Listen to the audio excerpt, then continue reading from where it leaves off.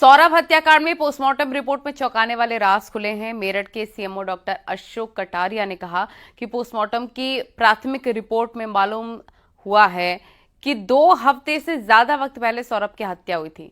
Cement डालकर skin को गलाने की कोशिश की गई थी। बॉडी के कई पार्ट्स भी नजर आए हैं और अपने 30 साल के करियर में ऐसा केस आज तक उन्होंने नहीं देखा। न्यूज 18 ने सीएमओ डॉक्टर अशोक कटारिया से खास बातचीत की है। पोस्टमार्टम हो चुका है, क्या रिपोर्ट आई पोस्टमार्टम में और क्या रिजल्ट्स है? पोस्टमार्टम रिपोर्ट अभी मेरे समक्ष है नहीं, अभी सार्वजनिक है। अभी बन के शायद एसएसपी ऑफिस और हम संबंधित थाने को चली जाएगी।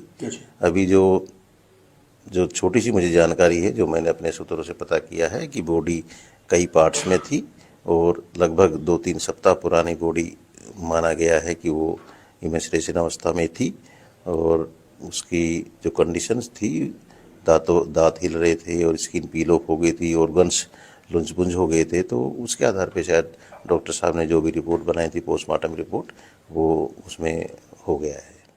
आप बता रहे हैं कि प्रथम दृष्टया जो चीज़ें सामने आ रही हैं उनमें ये कि बॉडी 2 हफ्ते के आसपास पुरानी थी और दांत हिल रहे थे, तमाम अन्य बातें भी आप बता रहे हैं। और जिस तरह से धड़, क्या इसका अलग था? बॉडी अलग थी, सिर अलग था? मैंने पोस्टमार्टम नहीं किया है। पोस्टमार्टम डॉक्टर साहब करने वाले दूसरे हैं, ये तो वो ही बताएंगे और पोस्टमार्टम रिपोर्ट ही बताएगी।